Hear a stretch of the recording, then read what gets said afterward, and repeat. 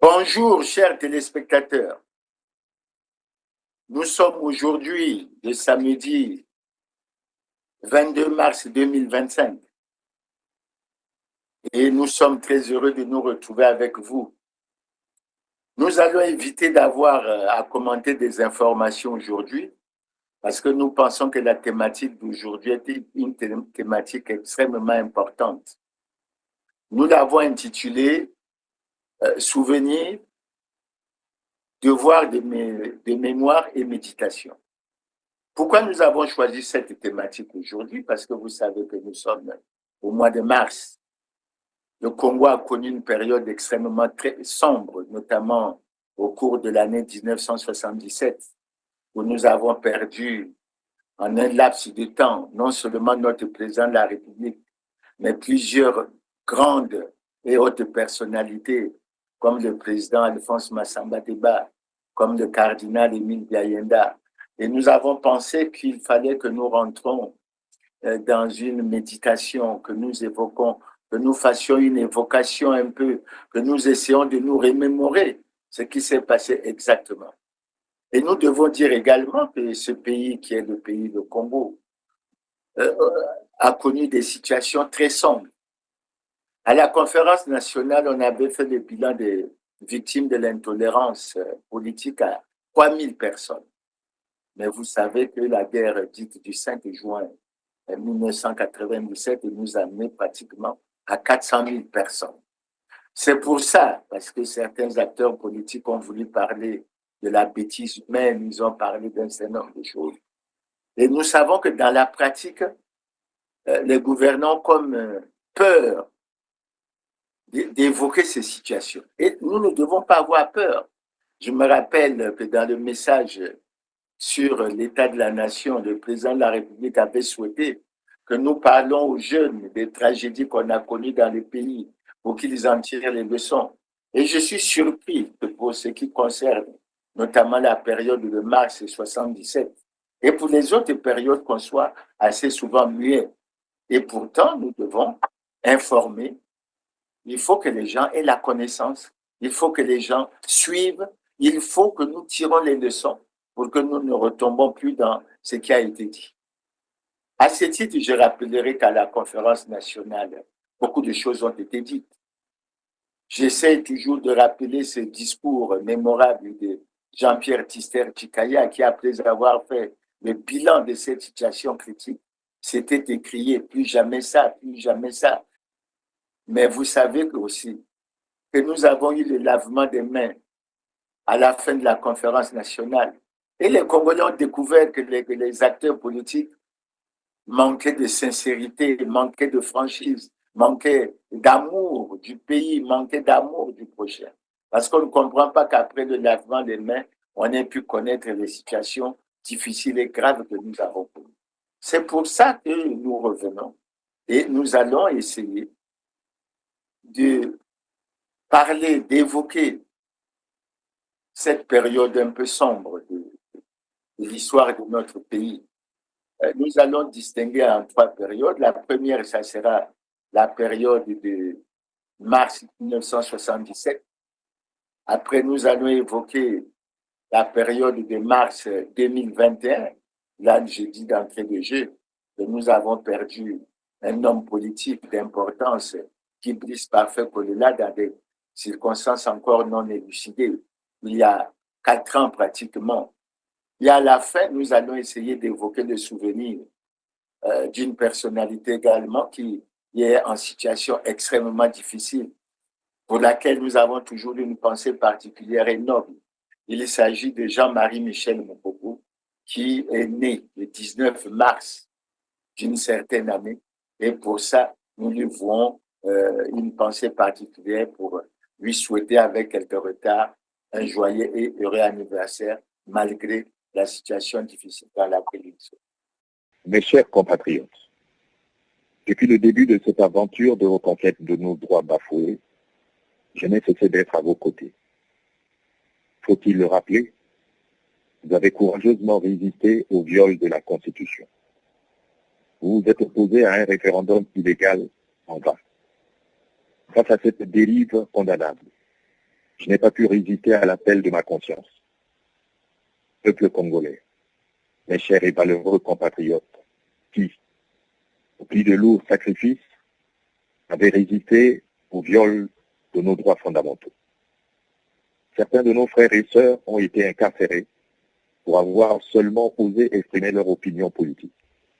D'autres, hélas, ont payé de leur vie pour avoir exercé une des libertés que leur reconnaît la loi fondamentale de notre pays. Est-il nécessaire que nous en arrivions là? Toutes ces violences et ces morts gratuites avaient pour seul objectif que la possibilité pour le président Sassou Nguesso de briguer un troisième mandat que lui interdisait la Constitution du 20 janvier 2002. Au moment où je fais cette déclaration, les procès-verbaux en notre possession, collectés dans les différents bureaux de vote à travers l'ensemble du territoire national, ne permettent pas au candidat Denis Sassou Nguesso d'espérer gagner cette élection.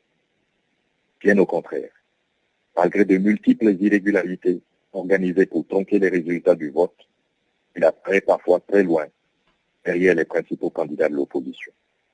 Il est donc impossible que le candidat Denis Sassou Nguesso soit élu au premier tour comme il vient de le faire annoncer. Comme nous n'avions cessé de le dire tout au long de cette campagne, si une telle éventualité vous était imposée, vous seriez en droit de considérer cela comme une forfaiture de plus. Mes chers compatriotes, vous avez en d'autres temps su braver ce même type de pouvoir en lui imposant une conférence nationale souveraine en 1991 qui a balisé notre démocratie à présent confisquée. La démocratie, c'est le pouvoir du peuple, exercé par le peuple et dans l'intérêt du peuple. Ce n'est pas le pouvoir d'un clan et de ses séides qui tiennent le peuple en otage. Les forces du progrès, les Front pour l'alternance démocratique dans notre pays, vous ont montré à quel point vos droits et libertés sont importants à leurs yeux. De la même façon que ma sœur et mes frères candidats à cette élection présidentielle, j'ai sillonné notre pays dans tous ses départements. Je me suis rendu à votre chevet pour essayer de nous guérir de ce mal qu'on appelle la peur, savamment distillé ces dernières années. Il est temps de cesser d'avoir peur. Moi que vous avez appelé Moïse, comme ce peuple d'Israël maltraité par un pouvoir injuste, j'ai entendu votre appel de tous les départements, du plus profond de notre société. Je vous demande de vous lever pour barrer la route à l'arbitraire. Je vous demande de réclamer votre vote confisqué et volé. Cette victoire est la vôtre. Vous avez massivement rejeté celui qui prétend avoir gagné cette élection dès le premier tour. À mes frères d'armes de la force publique, souvenez-vous de nos engagements de la Conférence nationale souveraine. Nous sommes une force publique républicaine au service du peuple, envers lequel nous avons des devoirs et des obligations. Peuple congolais, votre destin est entre vos mains. Il vous appartient de le défendre. Vive la République, unie, indivisible et fraternelle. Donc, pour commencer, à la période de 1977, je dois dire que le président Marien Ngouabi a été assassiné d'entrée de jeu le 18 mars 1977. Mais assez souvent, on a parlé de cet événement sans parler de ce qui a entouré, de la manière dont les choses se présentaient. Et pourtant, cela est arrivé au moment où le Congo connaissait une situation difficile au plan politique, au plan économique, au plan social. Et je crois qu'assez souvent, on évite de l'évoquer. Et pourtant, en l'évoquant, on peut comprendre un certain nombre de choses. Bon, je ne reviens pas sur un certain nombre de dates, comme la création du PCT le 31 décembre 1969, je suppose que c'est connu. Mais je vais essayer de revenir sur quelques références que je trouve extrêmement importantes. La première référence que je trouve importante, c'est l'année 1973. Pourquoi je la considère comme une année extrêmement importante sous le président Marien Ngouabi? Ben, c'est la période, c'est l'année où on lance la production du gisement Émeraude en pleine mer au niveau de Pointe-Noire par la société Elf Aquitaine. Et c'est très important parce que ça sort le Congo des déficits budgétaires chroniques. Et le pétrole réussit à pratiquement représenter une proportion de 31% du budget national déjà. Et en 1974, et ceux qui ont suivi la situation ont dû découvrir que Elf Congo a versé près de 21 milliards à l'État congolais pour un certain nombre de contentieux qui existaient, ce qui d'ailleurs, dans un discours, avait fait dire au président Marien Ngouabi que le Congo allait être riche et qu'il allait même pouvoir importer de la main-d'œuvre, tellement il pensait qu'il n'y aurait pas assez de main-d'œuvre au Congo pour le développement qui allait s'ensuivre. Maintenant, nanti d'une certaine sécurité budgétaire, le président Ngouabi a lancé ce qu'on appelait le programme triennal 1975-1977. Figurez-vous qu'il y avait pour priorité l'agriculture.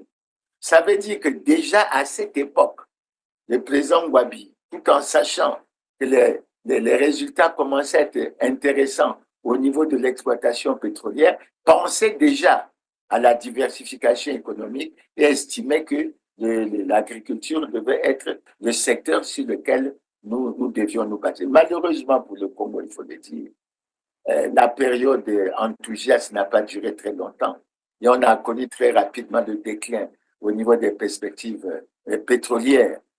En même temps qu'on a connu les déclins au niveau des perspectives pétrolières, pour ceux qui se souviennent, il y a les potasses de Holt qui se sont noyés. Et je crois que les gouvernants à l'époque avaient accusé ce qu'on appelait dans ce vocabulaire l'impérialisme français. Nous vivions également les incursions des membres du FLEC qui tentaient de saboter le réalignement du chemin de fer. Et au plan politique, il y avait également au sein du PCT un certain nombre de situations extrêmement difficiles qui ont conduit à ce que du 5 au 12 décembre 1975, le président Marien Ngouabi convoque le comité central pour examiner, faire ce qu'on aime appeler au sein du PCT la critique et l'autocritique pour essayer de voir comment on devrait baliser la voie de sortie. Maintenant, ce comité central de décembre 1961 est extrêmement important parce qu'il en est sorti une déclaration dite déclaration du 12 décembre 1975 dans laquelle on fait apparaître qu'il y avait des problèmes au niveau de la direction politique du Parti congolais du travail, qui était à l'époque le parti d'État, qu'il manquait de dynamisme au niveau politique, qu'il y avait également une situation de léthargie au niveau des organisations de masse, mais plus important, au plan économique, il y avait les contre-performances au niveau des entreprises d'État, au niveau économique, et au niveau des entreprises d'État, ce qui était constaté, c'est la mauvaise gestion, la pléthore. Il s'est posé le problème de l'homme qu'il faut à la place qu'il faut. Il s'est posé également le problème de la course effrénée aux avantages, c'est-à-dire ce que nous dénonçons maintenant sous le sigle de la corruption, les détournements de fonds publics, bref, les antivaleurs. Donc déjà, la période est extrêmement difficile et ce comité central qui va adopter cette déclaration va également prendre un certain nombre de mesures. La direction du parti va être réduite. Ils vont mettre en place ce qu'ils ont appelé un état-major spécial révolutionnaire, parce que les gens ne connaissent généralement pas, mais l'état-major spécial révolutionnaire n'avait pour membre que le président Marien Ngouabi, le président du RDPS, Jean-Pierre Tissé-Chikaya, à l'époque il était au PCT, Jean-Pierre Tissé-Chikaya, lui Sylvain Goma, Denis Sassou Nguesso et Jean-Pierre Ngombe. Donc ils étaient 5. Et cette réunion du comité central avait décidé de la préparation de ce qu'ils ont appelé un congrès de la radicalisation, que moi j'interprète en fait comme un congrès qui devait être celui du changement et de la rupture, en espérant utiliser un terme qu'ils aimaient bien, épurer ce qu'on considérait être comme des mauvais éléments et procéder au renouvellement de la classe politique. Bon, malheureusement, comme on va le constater dans ce que je vais dire un peu plus tard, le président Gwabi n'ira pas jusqu'au bout de cette logique. Il n'ira pas jusqu'au bout. Et en novembre 1976, ils vont organiser ce qu'ils appellent la conférence du parti pour mieux préparer le congrès de la radicalisation. Et c'est là qu'un certain nombre de faits importants vont essayer de se dérouler. Il va y avoir, au début du mois de mars, d'après plusieurs témoignages, le président Alphonse Massamba Deba, qui va adresser une correspondance au président Marion Gwabi pour demander sa démission, en justifiant sa démarche par le fait que la gravité de la situation l'imposait. C'est-à-dire qu'il estimait que certainement que le Parti congolais du travail n'était plus en mesure d'assurer la bonne gestion, la bonne gouvernance du pays et qu'il fallait qu'on aille à cette démission. Mais pour atténuer un peu cela, il faut que les Congolais sachent qu'après que le président Alphonse Massamba Deba ait déposé cette correspondance de démission, il a été reçu pour voir le caractère de l'homme qui était Marien Gwabi. Et tout le monde sait que Marien Gwabi était un homme bon, un homme courageux, un homme travailleur, un homme intègre, etc. Il avait reçu en discussion le président Alphonse Massamba Deba qui était accompagné de sa femme et les choses se sont bien passées. Mais un fait important sur lequel on ne revient pas souvent, c'est la déclaration faite par le président Marien Gwabi lors d'un meeting des femmes de l'URFC. Je ne sais pas, je n'ai pas pu bien vérifier les choses, mais je crois que ça devait se faire autour du 8 mars, comme ça se célèbre certainement maintenant. Et je crois que les Congolais doivent retenir un peu la déclaration historique que le président Marien Gwabi a faite à l'époque. Et moi, je vais vous la lire parce que je l'ai sous les yeux. Le président Marien Gwabi a dit ceci. Lorsque ton pays est sale et manque de paix durable, tu ne peux lui rendre sa propriété, son unité, qu'en le lavant avec ton sang. Vous vous rendez compte? Je reprends ce que le président Gwabi avait déclaré. Lorsque ton pays est sale et manque de paix durable, tu ne peux lui rendre sa propriété, son unité, qu'en le lavant avec ton sang. Alors, c'est comme un prémonitoire, parce que c'est début mars, et très rapidement après, nous avons cette journée mémorable, inoubliable du 18 mars. Et on se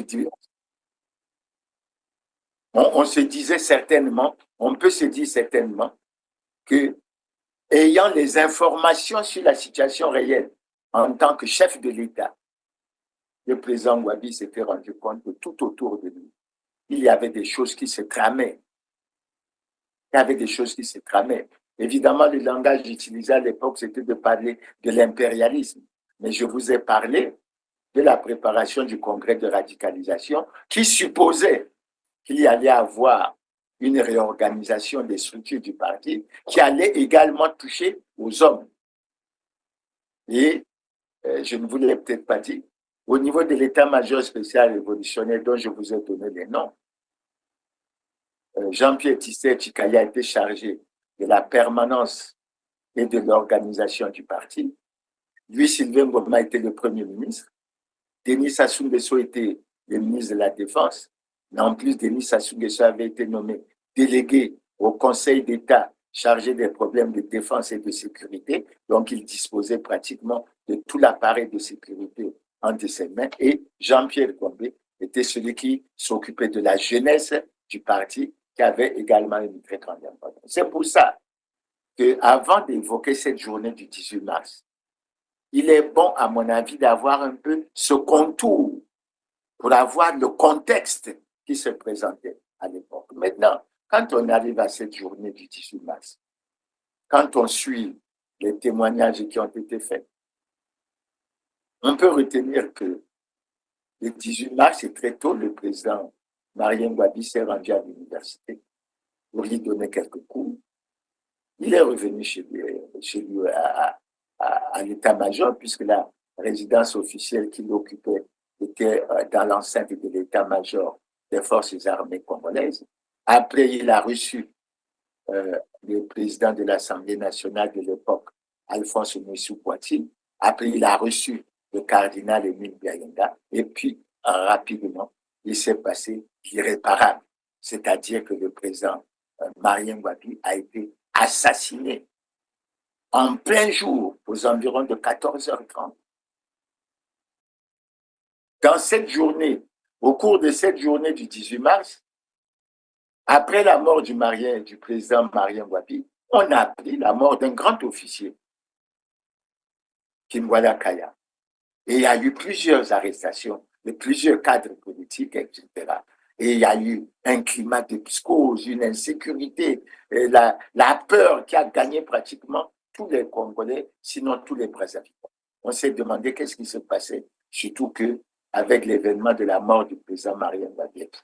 Maintenant, ce que je voulais dire, c'est que dans la même journée du 18 mars 1977, les 4 membres restants de l'état-major spécial révolutionnaire, à savoir Jean-Pierre Tisser Tchikaya, Louis-Sylvain Ngoma, Denis Sassou Nguesso, Jean-Pierre Gombe, se sont retrouvés et ont pris un certain nombre de décisions. La décision la plus importante qu'ils ont prise, c'était que la situation était particulière, qu'il ne fallait pas suivre le cadre institutionnel. Parce que le cadre institutionnel prévoyait quoi? Que dans ce cas, c'est Jean-Pierre Tisser Tchikaya, qui était le permanent et le chargé de l'organisation du parti, qui devait prendre la responsabilité de la gestion des affaires du parti. Et c'est Alphonse Moussou-Poitiers, qui était le président de l'Assemblée, qui devait prendre la gestion des affaires de la vacance au niveau de l'État. Mais l'état-major spécial et révolutionnaire s'est réuni et a pris la décision. En fait, pour dire que la situation était particulière, elle était militaire, et qu'il fallait plutôt ne pas confier la direction du pays pendant cette période à l'état-major spécial et révolutionnaire, mais qu'il fallait mettre en place un comité militaire du parti, composé des militaires qui devaient avoir deux missions essentielles. La première, c'était de préparer les obsèques du président Marien Ngouabi. La deuxième, c'était de gérer le pays. Et effectivement, après qu'ils aient pris la décision, ils ont tenu une réunion d'urgence du comité central du Parti congolais du travail pour ceux qui étaient à Brazzaville, pour faire accepter cette démarche, de sorte que le 19 mars 1977, un comité militaire du parti a été mis en place. Et souvent, beaucoup de gens ne connaissent pas quels sont ceux qui composaient le comité militaire du parti. Moi, je vais essayer de donner, j'espère que j'ai tous les noms en tête. Il était composé de 11 membres. Il y avait le colonel Jacques Jachin Yongi Opango, il y avait le commandant Denis Sassou Nguesso, il y avait le commandant Louis-Sylvain Ngoma, il y avait le commandant, je crois il y avait le commandant Martin Bia, il y avait le commandant Mbima, il y avait le capitaine François-Xavier Katali, il y avait le capitaine au Congo, il y avait le capitaine Florent Tiba, il y avait le lieutenant Pierre Anga, il y avait aussi Jean-Michel Ibaka, il y avait le commandant Raymond Damas Ngono. Je ne sais pas si je les ai cités tous, mais en tout cas, ils étaient 11. Lorsque le comité militaire du parti est mis en place, ils n'ont pas des attributions précises. C'est plus tard que les choses vont être précisées, mais pour l'instant, c'est ça qui devrait être mis en place. Donc, l'un des éléments importants qu'il faut soulever à ce niveau, c'est que c'est les militaires qui prennent la direction des affaires. En fait, on ne tient pas compte de la Constitution. On ne tient pas compte de la Constitution, mais le prétexte pris, c'est que le comité central a délégué ses pouvoirs compte tenu de la situation particulière à ce comité. Et ce comité était chargé de suivre un certain nombre de choses. Maintenant, dans la suite, Je rebondis sur ce qui s'est passé à la conférence nationale. Parce qu'à la conférence nationale, cette affaire a fait l'objet de beaucoup de témoignages émouvants, de beaucoup de témoignages poignants, puisque dans cette conférence nationale, il y avait une commission des assassinats qui avait fait le point sur tout ça. Et moi, mon attention a été retenue par un certain nombre de témoignages. D'abord, s'agissant de Kimwala Kaya, on avait reçu les témoignages de Ikondi Akala, qui était dans les locaux du ministère de la Défense lorsqu'on est venu faire l'annonce de ce qu'il était mort. Monsieur le Président, j'ai l'avantage de connaître bien des garçons de ma génération et jamais, Monsieur le Président, je n'ai jamais eu peur de dire à qui que ce soit ce que j'ai à dire. Je n'ai pas attendu cette occasion pour regarder en face quelques-uns d'entre eux.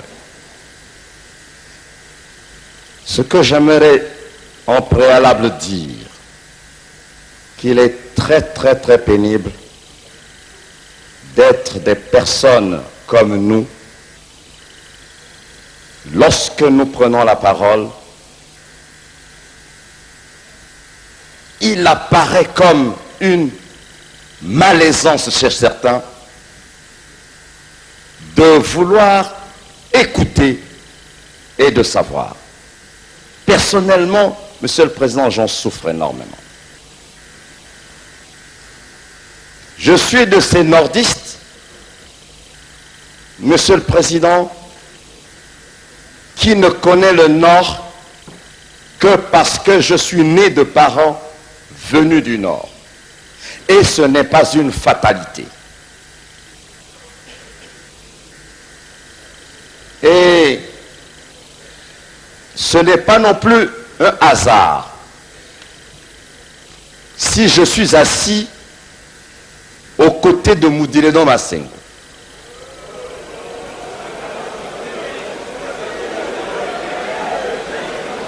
Et, Monsieur le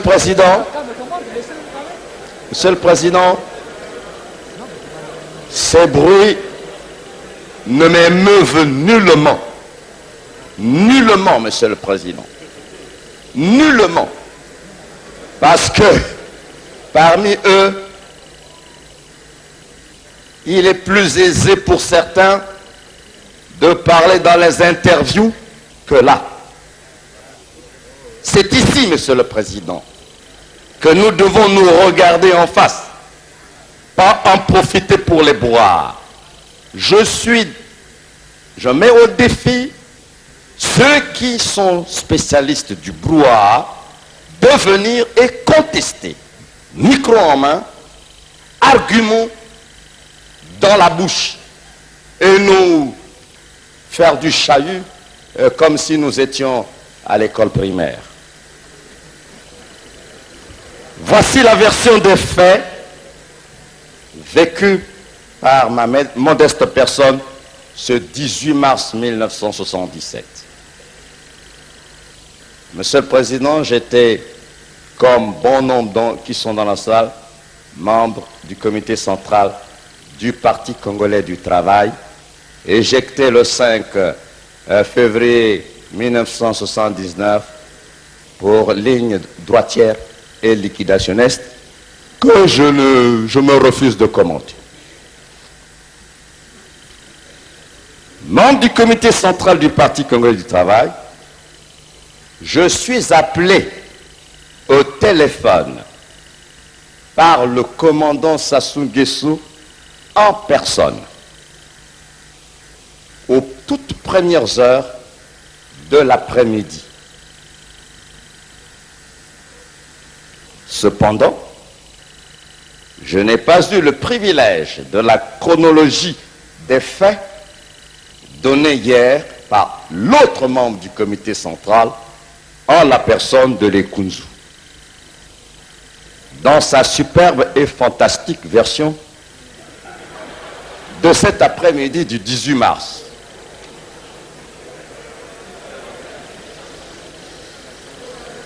Premièrement,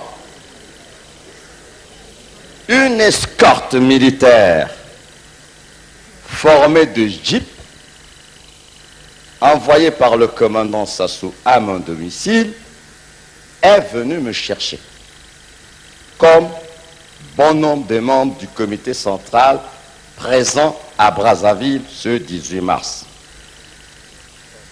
Je fus donc directement conduit au ministère de la Défense et de la Sécurité, accueilli par le commandant Sassou lui-même. J'y ai trouvé entre autres membres du comité central, assis dans un fauteuil, Lekunzu. Et plus loin, Florent Tiba qui était à son poste de secrétaire du ministre de la Défense et de la Sécurité. De la Défense.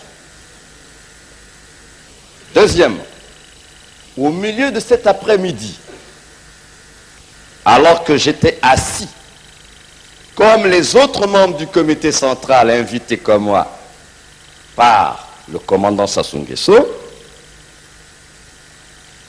j'ai vu entrer,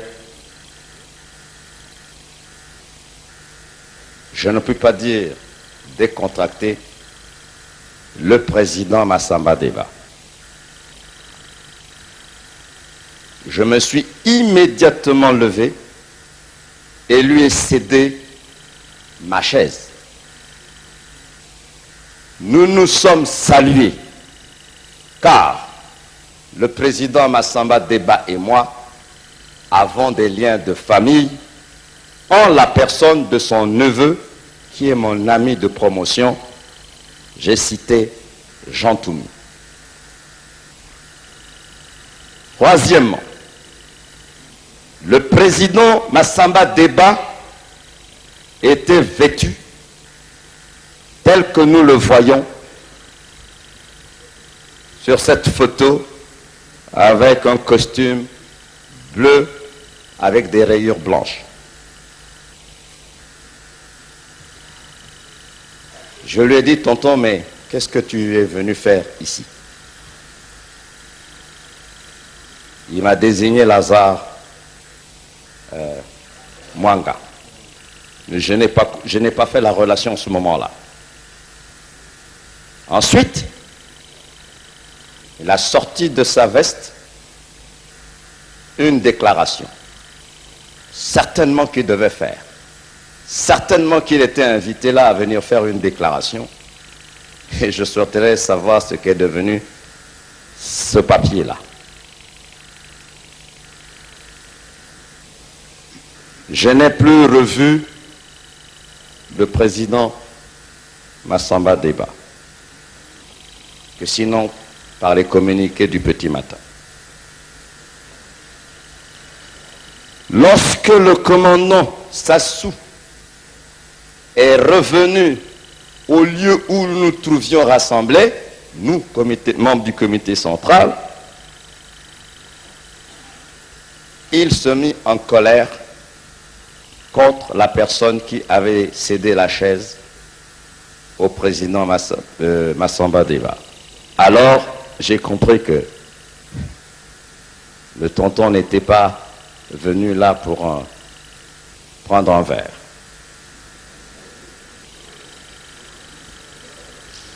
En fin de cet après-midi, le commandant Sassou me désigne pour aller à Maya Maya rencontrer l'autre membre du comité central en mission à Pointe-Noire.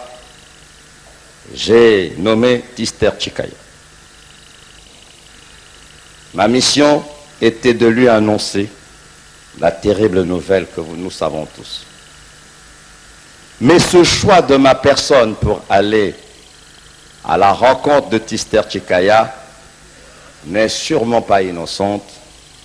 Le commandant Sassou connaît très bien mes relations personnelles avec Tister Chikaya parce que nous sommes des vieux copains de la même école primaire à Pointe-Noire. Il l'a dit lui-même, nous avons d'excellents rapports.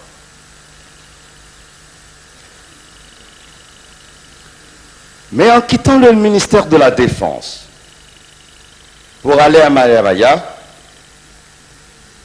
je suis brutalement surpris de constater une longue colonne de personnes entassées tout au long de l'escalier qui mène au bureau du ministre. Parmi ces personnes, Monsieur le Président,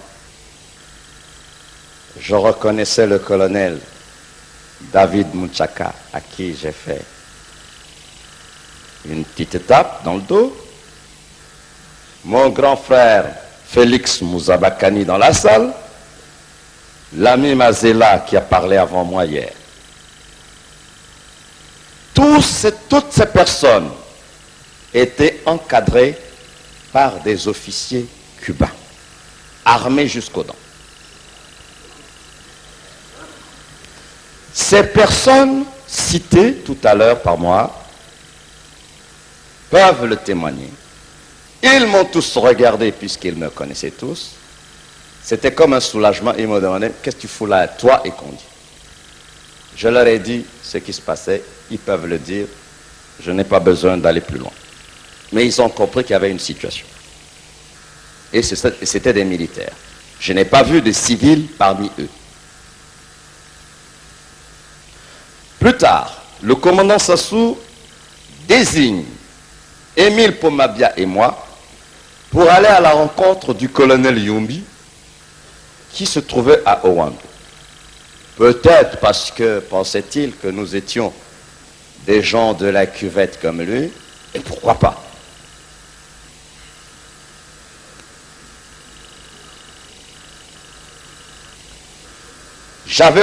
Nous avions la mission aussi de lui annoncer la terrible nouvelle.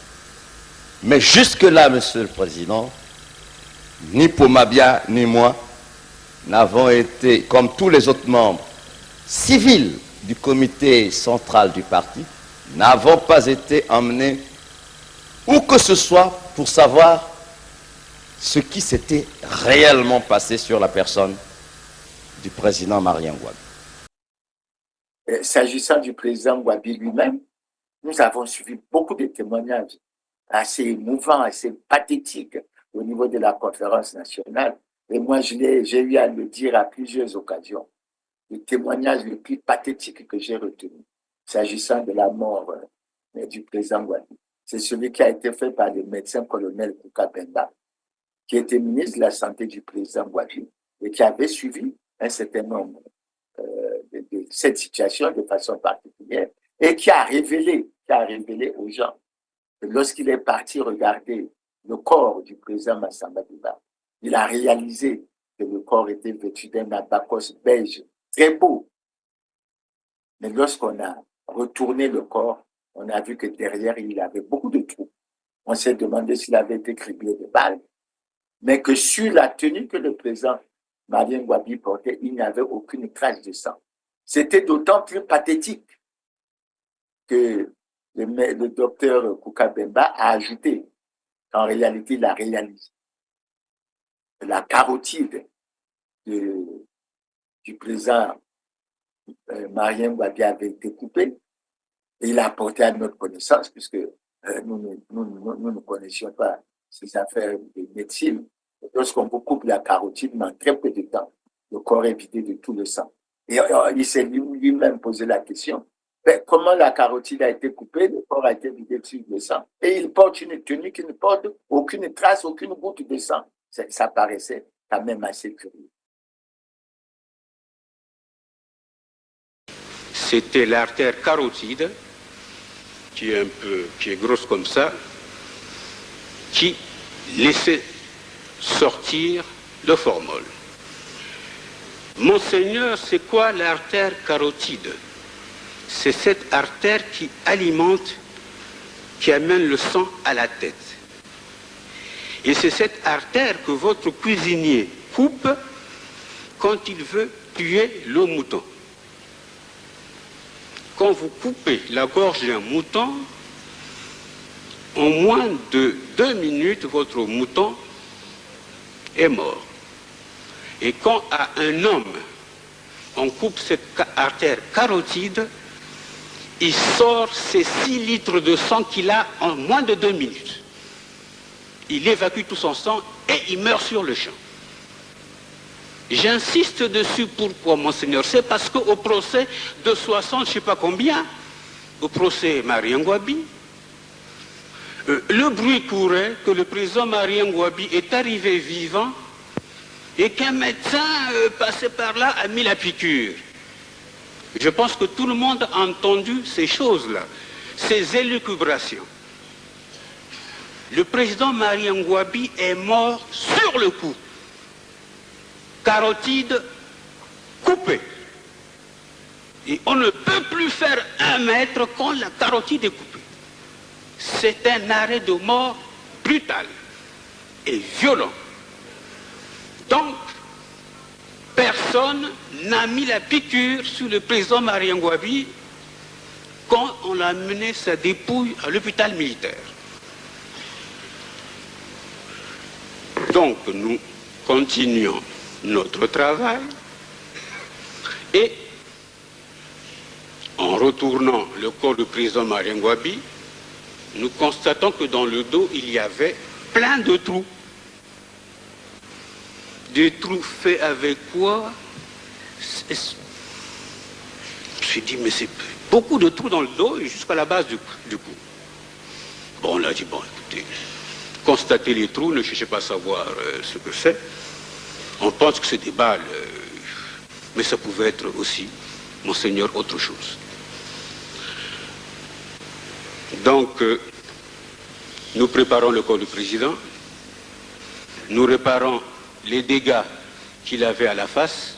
C'est encore Bikandou qui a eu la corvée, c'était le plus jeune. On a dit, tu répares correctement, attention. Et Bikandou a fait donc la corvée. Nous avons, monseigneur, préparé le corps du président pour les funérailles. Le cercueil en verre que vous avez vu, c'est l'idée du docteur Osebi, qui a dit que nous pouvons faire le cercueil en verre, qui nous a posé beaucoup de problèmes, mais enfin, nous sommes arrivés à ce cercueil de verre que vous avez vu. Nous avons mis sur le corps de Jean-Marie Ngouabi le foulard que vous avez vu. Ce n'était pas un bon foulard, j'étais fâché ce jour-là à la mort parce qu'on m'avait porté un foulard qui n'était pas bien. Et comme il était 5 heures du matin, je ne pouvais pas aller au magasin faire une course pour acheter un foulard correct. Nous avons mis ce tissu sur la bouche et nous avons exposé le corps. Je pense que le lendemain ou le surlendemain, nous sommes allés procéder à la mise en bière et nous avions réglé quelques problèmes de famille qui se posaient à ce niveau-là. Chacun voulait mettre son drap, tout ça là. J'ai dit, écoutez, je suis là, on règle le problème de famille, tout s'est bien passé. Et nous avons enterré le président Marien Ngouabi et les choses se sont tassées. 15 jours après, les obsèques, je n'étais plus ministre de la Santé, on nous demande un rapport médico-légal. Alors vous me connaissez, je me suis fâché, mais enfin, ça ne va pas non quoi. Le corps était là, on n'a pas voulu faire maintenant. Ah non, non, laisse. Bon. Docteur Galiba, tu as vu quoi? Osebi, tu as vu quoi? Ah, Bikandou, moi j'ai vu ceci. Bon, dites que ce rapport est fait 15 jours après l'enterrement et que nous pensons que... Tout se passe et arrive, monseigneur, le procès. Nous suivons le procès et on nous dit qu'il y a une bagarre sur le perron. Le président Marien Ngouabi est tombé, on l'a abattu, tiré, et on amène le corps d'urgence à la morgue.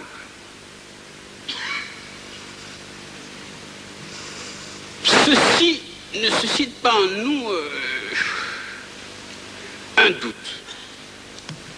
Nous suivons le procès, il y a exécution. Enfin, quand on relit l'histoire qui était racontée au procès, je trouve qu'il y a des choses qui ne vont pas, qui ne sont pas. Je dis, moi je n'ai vu le corps du président Marien Ngouabi que le 19 mars. Il était habillé aussi proprement que mon voisin. Une tenue propre, sans tache. Alors je vais à l'hôpital militaire et pose la question. Le président Marien Ngouabi, quand il a été tué, quand on vous a apporté son corps, il avait quelle tenue? Ils me disent, non, mais il avait une tenue à Bacos, bien. Je dis, mais vous l'avez lavé et habillé? Non! Ah bon? Mais je dis, moi j'ai vu le président 2 jours après, le lendemain. Je pensais que vous aviez eu le temps de nettoyer ce corps et de l'habiller. Il dit, non, nous, ce que nous avons fait à l'hôpital militaire, c'est mettre le pansement. Alors, monseigneur, donc, depuis cette date-là, enfin, je disais, tous ces corps de la Révolution ne me posent que des problèmes, parce que j'ai pu vous dire que ces corps de la Révolution, je ne peux pas vous dire exactement comment tous ces gens-là sont morts. Que ce soit les Kinganga, tout ça là, que j'ai reçu jusqu'à présent. Mais là, je dis, mais quand même, il y a quelque chose qui ne va pas. Vous coupez la carotide à quelqu'un qui largue sur place 6 litres de sang.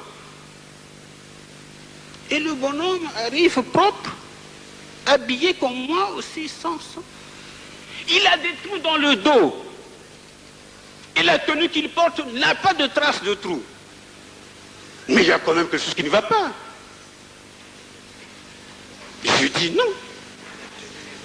C'est pour cette raison, monseigneur, que j'ai demandé hier, ici, que ceux qui ont assisté à la mort du président Marien Ngouabi et qui ont transporté le corps viennent nous dire ici ce qui s'est passé.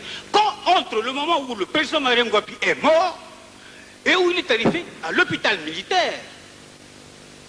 C'est ce trou-là pour lequel je demandais une explication. Je ne sais pas, il y a des magistrats ici qui ont vu des corps, mais c'est quand même étrange.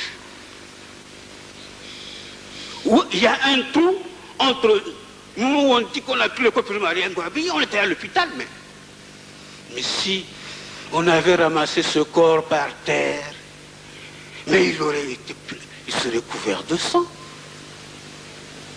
La tenue qu'il portait aurait eu des trous dans le dos. Je n'ai jamais vu un cadavre tué de cette façon et aussi propre, monseigneur. J'ai 50 ans, docteur en médecine depuis 69. Voilà, monseigneur, pourquoi nous avons insisté. Oui, mais ça c'est rien. C'est M. Bikando qui me donnait une information. Mais c'est quand même extraordinaire. Ça, c'est pas un mystère.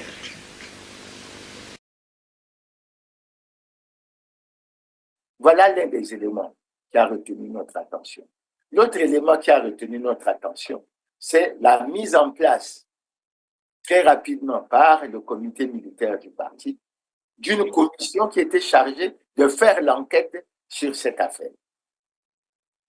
Mais le président de cette enquête, qui était le colonel de Gabon, a fini par être surpris parce qu'en même temps qu'on lui avait donné cette responsabilité, en même temps, le comité militaire du parti a mis en place une cour martiale qui jugeait les gens Et les Congolais attendaient chaque matin le communiqué dit du petit matin qui annonçait qu'on avait exécuté un tel, on avait exécuté un tel. Et d'ailleurs, le colonel Eliabo lui-même, quand il a fait son témoignage au niveau de la cour de la conférence nationale, ben, il a dit qu'il était surpris parce qu'il ne comprenait pas qu'au même moment qu'on lui avait confié cette mission, il y avait une cour martiale et que cette cour martiale prenait des décisions d'exécution des gens qui soi-disant étaient impliqués dans le complot sans que cela, tout en sachant que ça perturbait son travail au niveau de la commission. Et lui-même, il avait dit que c'était comme si on voulait faire disparaître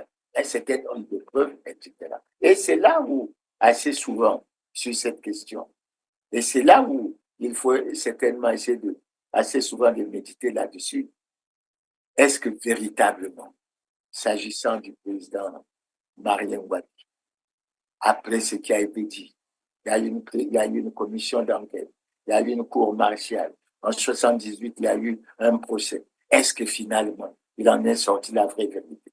En tout cas, la plupart des conférenciers au niveau de la conférence nationale étaient arrivés à la conclusion que la vraie vérité sur cette affaire n'était pas connue et qu'il fallait certainement qu'un jour, je ne sais pas, mais parce que c'est notre histoire, il faudrait peut-être qu'un jour, on puisse essayer d'aller et d'avancer sur cette situation. Donc voilà, pour ce qui concerne le président Marien Ngouabi. Maintenant, je passe en ce qui concerne le cardinal Émile Biayenda. Pourquoi l'affaire du cardinal Émile Biayenda est très importante? D'abord parce qu'il était cardinal, et c'est d'ailleurs le seul cardinal que nous avons connu depuis lors. Et il faut essayer d'avoir un certain nombre d'informations sur cet homme charismatique, tout à fait particulier, d'une intelligence particulière. Parce que moi, j'ai essayé de prendre un certain nombre de notes. Le cardinal Émile Biayenda est né en 1927 à Malela, Bombay. Il est ordonné prêtre en 58 et il est nommé archevêque coadjuteur en mars 1970. Et il est créé cardinal par le pape Paul VI au consistère du 5 mars 1973. Donc, vous voyez que c'est pratiquement à 46 ans qu'il devient cardinal. Quelle grâce pour le Congo. Et il meurt assassiné le 22 mars 1977, c'est-à-dire pratiquement 4 ans après avoir été nommé ou créé cardinal par le pape, etc. Maintenant, la question que l'on se pose souvent, au-delà de ce qui est dit à travers plusieurs témoignages, le témoignage le plus clair, qui est le plus répandu, le plus populaire, c'est que le président, le cardinal Émile Biayenda, a été reçu par le président Marien Ngouabi après qu'il ait reçu le président de l'Assemblée. Mais qu'est-ce qui justifie sa mort? Qu'est-ce qui justifie sa mort? Absolument rien. Absolument rien. C'est un innocent. Cette innocence est d'autant plus forte lorsqu'on essaie de suivre la vie du cardinal Émile Biayenda, que déjà il avait été arrêté innocemment entre février et mars 1965. Donc, il y avait quand même un problème réel. C'est vrai que dans le cas du marxisme-léninisme, on disait que l'Église était l'opium du peuple. Peut-être que les rapports entre l'Église et le politique n'étaient pas bons. Mais qu'est-ce qui justifiait cette raison? Mais ce qu'il faut retenir, surtout pour nous autres, qui avons une particularité, le Congo est laïque, mais nous sommes des chrétiens. Nous sommes arrivés à la conclusion que le cardinal Émile Biayenda a accepté de sacrifier sa vie pour la paix au Congo. Il a accepté de sacrifier sa vie pour la paix au Congo. Et je crois qu'avant qu'il ne lui arrive ce qui lui est arrivé, il y a une déclaration qu'il a faite qui retient l'attention des chrétiens, même de tous les Congolais. Et je vais essayer de vous lire cette déclaration qu'il a faite. Il dit ceci: à tous nos frères croyants du Nord, du Centre et du Sud, en souvenir du président Marien Ngouabi, nous devons demeurer, nous devons rester dans beaucoup de calme, de fraternité et de confiance en Dieu, Père de toute race et de toute tribu, afin qu'aucun geste déraisonnable ne puisse compromettre un élément de paix que nous souhaitons tous. À travers cette phrase, on a compris que le cardinal a préféré volontairement la mort pour que la paix ne soit pas compromise dans ce pays. Et je crois que c'est un acte extrêmement fort. Le 20 mars, je me trouvais chez le général Jombi Joachim Opang. Curieusement, je sors pour aller manger chez moi.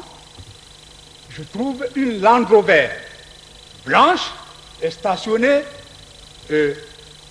au mur du ministère de la Défense.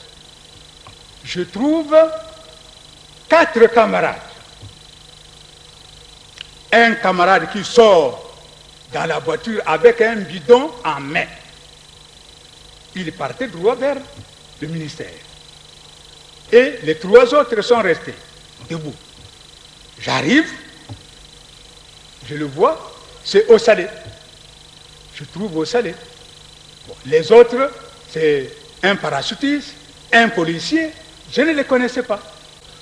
Et après, au Salé m'interpelle. Il dit, venez voir.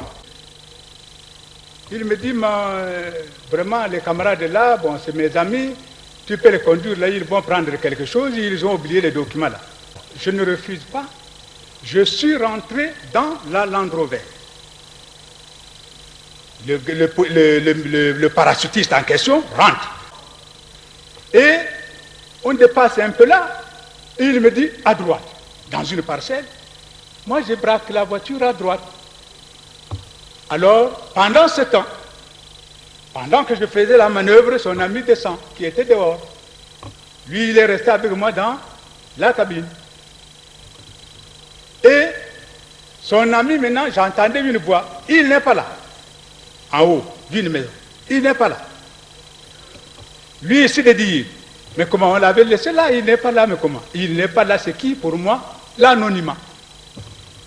Bon, il dit à l'autre, bon, attends que je vienne.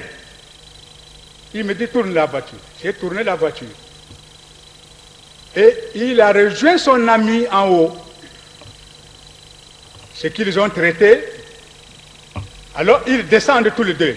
Il dit, dommage, il n'est pas là, mais vraiment, c'est dommage. Alors, le parachutiste me dit, marche arrière. Je fais la marche arrière. Je fais la marche arrière. Pendant ce temps, le parachutiste progressait à pied. À pied. Eh bien, j'arrive, pendant que lui venait à pied, je vois 2 personnes. Quand je faisais ça, à ma main gauche. Donc, 2 personnes. Je vois un blanc. Je vois quelqu'un avec un chapeau rouge. Donc, c'était le cardinal. Alors, le cardinal rentre, moi au volant, lui à côté, le patron, le para à côté. Et son ami, le policier, derrière. Nous étions là. On voit le gars, le parachutiste en question, sortir. Il rentre dans le poste de police du commissariat central d'antan. Il va prendre un appareil RPP-8. Il va se mettre à parler, faire des gestes. À un moment donné, il revient, il rentre, poste de police, il remet l'appareil. Il revient vers nous, il dit, dommage. Alors, tous les membres du comité militaire du parti, c'est le premier vice-président en Pila. Le premier vice-président, c'est le président de la République actuellement. Alors, il me dit, écoutez, faisons Pila. Par la grande poste, On a pris donc la route de Monoprix, tout droit. On arrive à Hydro-Congo. Hydro-Congo. On prend donc chez Barnabé, tout droit. On dépasse chez le général Yombi. Je vois, on dépasse un peu chez le président Sassou. À la main-d'œuvre, il me dit arrête. Je freine, j'étais là. Donc, il sort. Nous nous sommes restés tous les deux, le cardinal et moi. Je jette un coup d'œil derrière, je ne vois pas les policiers. Alors, j'ai senti qu'on dirait qu'il y a quelque chose qui ne va pas. Je suis sorti. Je sors, je m'en vais donc. Je sors, j'abandonne donc le cardinal à l'intérieur. Je vais, comme pour le rencontrer. Je les aperçois venir, mais ils étaient maintenant 4. Ils sortaient donc de chez le général. Général Yombi. Alors, ils viennent, moi aussi je venais, j'aperçois le neveu au président, l'immortel Marien Ngouabi, Koumou, avec un père. Je vois Joka, le chauffeur donc des missions de madame la veuve Céline, et le parent en question et le policier. Donc ils étaient 4. Avec moi, ajoutez 5. Bon, je dis aux parents, je dis, mais camarades, qu'est-ce qui se passe? Il me dit non, je suis du comité militaire du parti, chargé des enquêtes, d'instruction et tout. Bon, il y a eu une situation ici, c'est que Massamba Deba a accusé le père là, donc on m'a envoyé faire un peu les instructions et tout. Je dis, ah, mais si c'est ça, moi je ne conduis pas. Moi je ne conduis pas, je n'ai pas eu une mission de conduire, mon frère. Alors, qu'est-ce qui va se passer? Je partais. Le gars m'interpelle. Joka maintenant au volant. Le gars m'interpelle, il me dit, bon, mais même si vous ne conduisez pas, bon, mais venez un peu assister parce que vraiment, je dis non, mais j'ai faim. Il dit non, venez seulement, bon, mais restez seulement derrière. Vraiment, mes frères, ça fait rien. Je suis rentré, cette fois-ci, derrière. Joka a pris le volant. Et lui de poser d'abord la question au cardinal. Mais frère, comment? C'est là où j'ai vu qu'il n'y aura rien. Il dit, mais frère, mais comment vous voyez la mort de Marien? Le cardinal de dire, mais la mort de Marien, nous l'avons appris, tout le monde, bon, il a été attaqué dans le palais et tout par un commando, bon, mais après, il a démarré. Et devant là-bas, c'est la conversation, ça apparaît, en tout cas, on partait lentement. Lentement. On arrive à la Tchémé, on dépasse la Tchémé et progressivement, on arrive chez Massengo, sculpteur sur bois, suivez. On arrive chez Massengo, sculpteur sur bois. Voilà les militaires du régiment blindé qui vont nous arrêter. Mais puisque moi je suis reconnu par mes frères, j'ai servi au régiment blindé, voilà pourquoi je vous disais que faut que je fasse état de ma vie militaire. Puisque les militaires du régiment blindé me connaissent, ils nous ont arrêtés. Alors, ils viennent, ils me voient, ah, ancien comment? Je dis non, ça va. Bon. Ils nous ont laissé passer. Nous sommes partis on a dépassé Tatolo. Alors, il faisait déjà, je crois, 17 heures, voire quelque chose. Je n'avais pas une montre, je n'avais pas l'heure. Alors, on arrive, on dépasse Ndjiri. Comprenez, mais c'est ça. On dépasse Ndjiri. On dépasse le petit village de Ndjiri. Et c'est là où il va dire au chauffeur que prends la droite. L'autre a pris aussi la droite. Nous sommes arrivés, en tout cas c'était dans une plaine. Une plaine.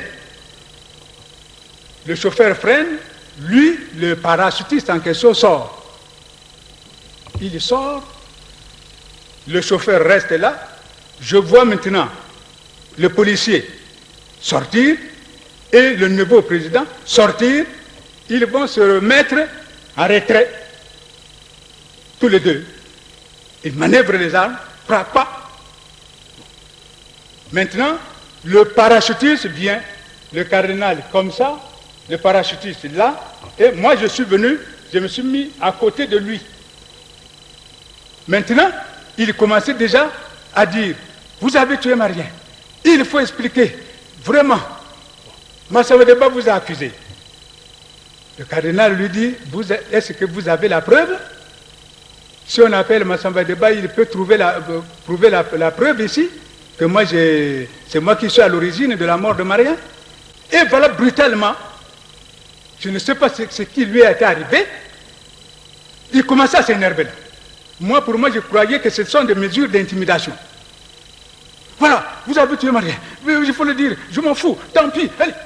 À un moment donné, j'entends un commandement. Il dit à son ami, et en patois, Kiangeo, il faut que vous compreniez ça. Kiangeo, donc fais-moi la paix. J'ai entendu des coups de feu. J'ai fait ça. Alors, à un moment donné, le cardinal tourne comme ça, parce que lui aussi surpris des coups de feu. Quand il a fait ça, il a crié, Seigneur. Et il est tombé. Il faut que vous le sachiez. Et il est tombé. Alors, je suis resté foutu, complètement. Je n'ai pas vraiment, c'est-à-dire j'étais perdu. Perdu totalement. Alors, qu'est-ce qui va se passer? Alors, le gars vient, il va vers le corps. Oh oui, c'est un sorcier. Allez, allons-y, on l'abandonne. Alors, je me suis ressaisi. J'ai dit, mais puisqu'il est mort, pourquoi l'abandonner? Bon, alors, on le prend, on jette dans Djiri. J'ai dit, mais non, mais amenez-le à l'état-major. En tout cas, ils ont soulevé le corps, ils l'ont mis dans la Land Rover. Alors, tous ont fui le derrière, tous dans la cabine. Je suis resté avec le corps. Et, en tout cas, ils chantaient leur chant guerrier. Alors, voilà, ils arrivent à Etatolo, ils vont tous, les quatre, sortir. Moi aussi derrière, je sors, je les assiste, ils prennent le corps, ils vont mettre dans une fossée. Moi, j'étais là, et après, ils reviennent, ils regagnent donc la cabine. On arrive donc au village de Massengo Esculteur, à la Tchémé, barrage. Il est sorti, il est allé présenter peut-être sa carte là-bas. Bon, il est allé, ce qu'on lui a dit, je n'en connais pas, il est revenu. Et ils étaient toujours 4 dans la cabine. Et voilà le monsieur, on arrive toujours chez le général Chombi. Ils abandonnent la Land Rover, parce que c'est là où nous étions pour garder la veuve Céline. Alors le général n'était pas là, il était au ministère de la Défense. Alors, ils abandonnent la voiture, ils fuient tous. Moi, je vais vers mon ami de corvée, le sergent-chef de Bobolo. Je dis, beau frère, mais ce n'est pas vrai. Moussali m'a mis dans des problèmes. Voilà ce qui s'est passé, voilà. Il dit, c'est vrai. Je dis, mais c'est vrai. Mais je ne fuis pas. Ça, je le lui ai dit. Je ne fuis pas, j'attends pour que je dise vraiment tout ce qui s'est passé. À 3 heures du matin, aux environs, quelque chose. J'entends une voix. Maman n'est pas là. Je dis, je suis là. Je dis, je peux venir? Oui, venez. J'arrive. Je vois toujours le gestionnaire, le lieutenant Tchengabeka, avec le sergent-chef Okemba. Il me dit ceci. maman, écoute, nous sommes venus te chercher, on va chercher l'oncle à Marien. Donc, c'était un vieux qui travaillait, je ne sais pas s'il travaille à Sakomi, hein, Sakomi. On l'appelle l'oncle O. Et on va le chercher à la veillée, comme ça, nous allons le déguiser en militaire. Suivez bien. Nous allons le déguiser en militaire et vous allez vous présenter avec lui et le neveu. Alors les autres, il ne faut pas les prononcer. Je dis, ah non, mon lieutenant, moi je ne sais pas mentir. Je ne sais pas mentir. Il dit, écoute, nous avons eu les ordres des chefs, donc c'est comme ça, tu dois dire ça, il faut dire ça. Je dis, mais moi, en fait, ça c'est lui qui le dit. C'est lui qui le dit. À Talangaï, c'est là où ils vont toquer la porte, l'oncle ouvre, eux ils rentrent. Et ils m'ont laissé dans la voiture, ils étaient seuls. Ils ont conversé, je vois maintenant l'oncle sortir en tenue militaire. Et nous sommes arrivés à l'état-major, au ministère de la Défense. Alors, moi pris comme un bandit, avec l'oncle en question en militaire, voilà, on va me présenter avec le neveu, Koumou. On me pose la question. Tous les membres du comité militaire étaient là. Ils me regardaient. Et le premier vice-président, le président actuel, c'est lui qui m'a interrogé. Il dit, et alors, mais c'est vous qui avez conduit les parents? J'ai dit, les parents? J'ai dit, oui, c'est... J'ai dit, c'est que Tchengabeka dit. Oui, c'est moi. Mais alors, vous, en tant qu'ancien militaire et tout, les civils tuent quelqu'un et vous, quelle était votre défense? J'ai dit, mais dans quelles circonstances, comme telles circonstances, mais mon commandant, qu'est-ce que je pouvais vraiment faire? Il dit, vous pouvez disposer. Je suis sorti, je descends, j'arrive et je reste un moment. Le colonel Kouma, à l'époque, je crois, lieutenant, il vient vers moi. Il me dit, bon, maman, est-ce que vous connaissez là où ils ont enterré le corps? Je dis, mais oui, mais ça a été à Toulon. Bon, allez-y avec les paras, vous prenez le corps, faites vite, vous prenez le corps et vous allez l'emmener à l'hôpital général. Je dis, oui, d'accord. Je suis parti. Alors, sans le savoir, hein, je suis parti, je monte dans la Jeep et alors bourré des paras. Ça, je vous l'assure et je vous le dis. Je suis arrivé, alors je voyais déjà les gestes des camarades militaires, ça, il y a un aspect qui, vraiment, ça n'allait pas. Alors, parce que c'est pas quand même tout le monde qui est contre vous. Hein. Quelqu'un vient vers moi, il dit, mais vous êtes bête, on va vous exécuter. Alors, quand il a dit ça, en tout cas, le sang a jailli dans mes veines. Alors, je ne pouvais plus vraiment me contenir. Je suis sorti. Je saute de la voiture, je cours vers le ministère de la Défense. Ils disent, il fuit. Je dis, je ne peux pas fuir mes frères. Je n'ai rien fait, je vous dis, je ne peux pas fuir. Ils vont alerter le premier vice-président, le président actuel. Alors, il descend avec ses gardes-corps. Mais en tout cas, c'était les militaires, il y en a qui sont prêts dans la salle, ils ont vu ces films. Maman, je veux te rentrer. Je dis, mais vous me rentrez par rapport, moi je ne connais rien, vous me rentrez comment? Il dit, je vais vous rentrer. Je dis, mais vous me rentrez, mon commandant, moi je n'ai rien fait, vraiment je n'ai rien fait. Alors, là quand c'est comme ça, moi je commençais déjà à crier. J'ai dit que ça ne devienne pas l'affaire de Batéké. Moi je suis un Batéké, alors on peut prendre maintenant cette affaire-là sur quel angle? Alors, quand j'ai fait ça, j'ai vu le neveu. J'ai dit, mais alors mon cher soldat, mais voilà celui qui a tiré sur le cardinal, mais voilà c'est celui-là, pourquoi on ne l'amène pas? Et on peut seulement m'amener. Bon, je dis que je suis chrétien. Et nous, au niveau de l'Église catholique, nous nous battons, quand je dis nous nous battons, à travers nos nombreuses prières, pour la canonisation et la béatification de cet être extraordinaire, qui est mort plus tôt qu'on l'aurait prévu, qui était un homme bon, qui avait l'amour des gens et qui traduisait à travers tout ce qu'il faisait l'amour que Dieu pouvait avoir pour nous et pour notre pays.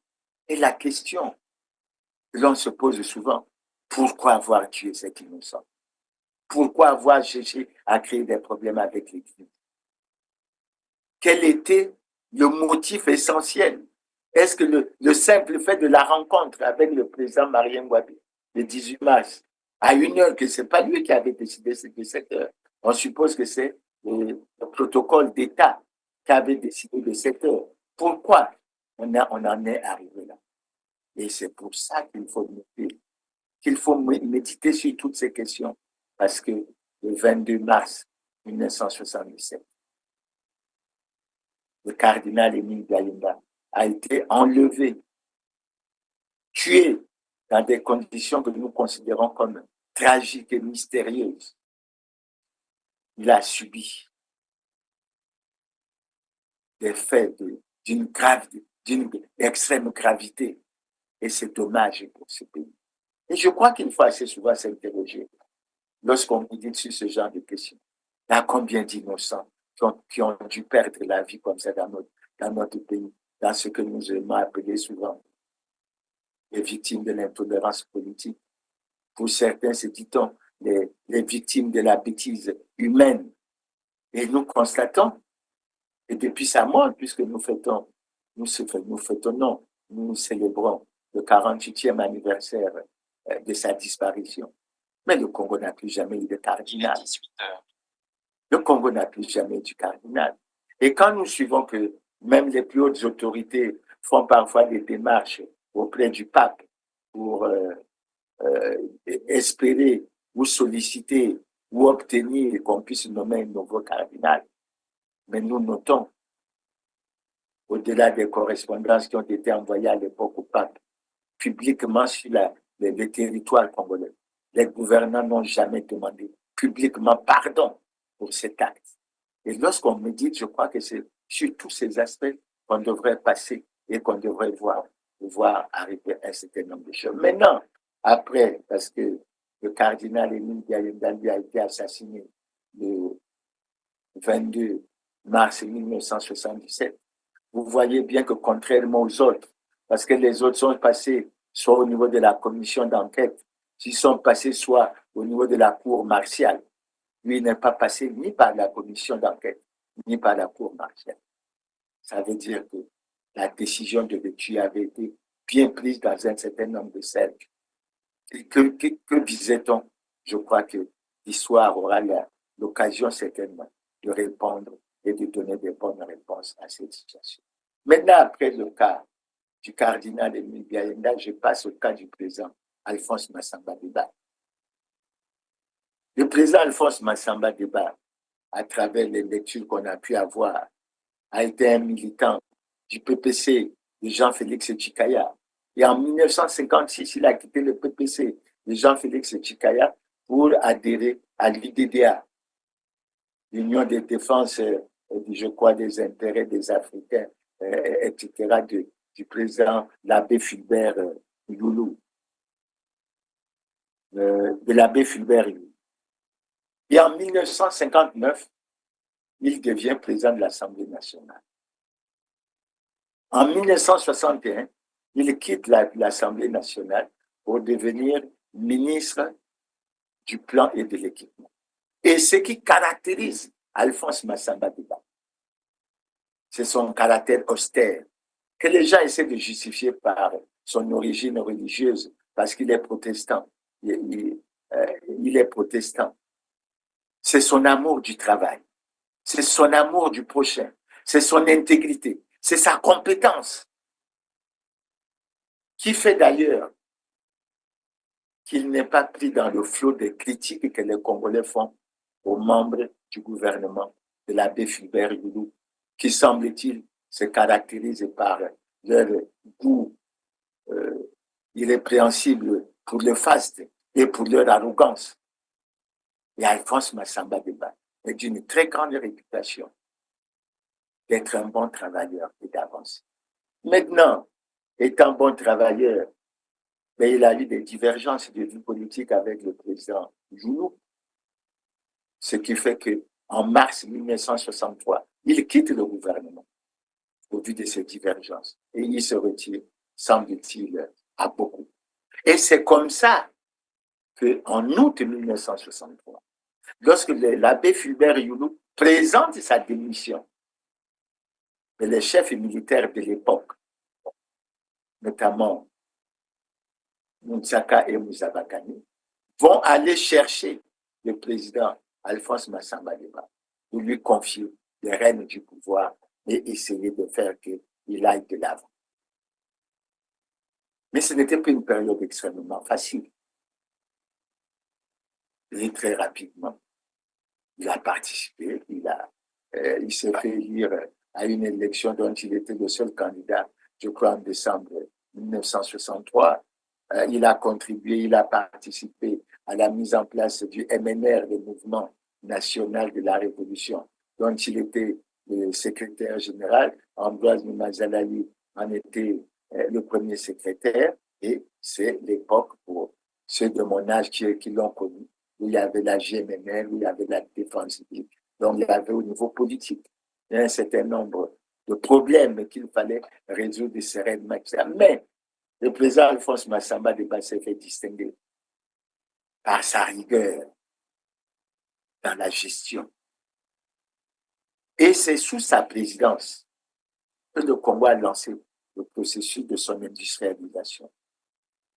Ceux qui ont vécu l'époque savent que c'est sous sa présidence qu'on a créé l'usine des textiles de Kinsundi. C'est sous sa présidence qu'on a créé l'usine des aliments de Bétou. C'est sous sa présidence qu'on a parlé des palmeraies des Toumbi. C'est sous sa présidence qu'on a parlé des chantiers navals ou je ne sais pas quoi, à Yoro. Ce que nous avons perdu, je crois qu'il n'y a pas très longtemps. Et il y a d'autres réalisations. Mais un point fort au plan social, pour lequel il faut jeter des fleurs au président Massamba Deba, c'est que sous sa présence, le Congo avait le taux de scolarisation le plus élevé de toute l'Afrique noire, ce qui n'est pas le cas aujourd'hui. Et nous avons intérêt à réfléchir sur la détérioration, sinon les mauvais résultats que nous avons de ce point de vue.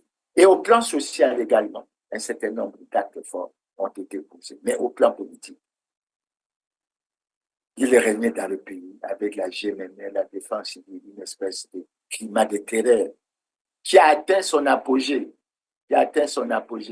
en 1965 avec l'assassinat de plusieurs cadres supérieurs, plusieurs hauts cadres, parmi lesquels on peut citer Joseph Kouabou, on peut citer Matsokota, on peut citer Massueme, etc.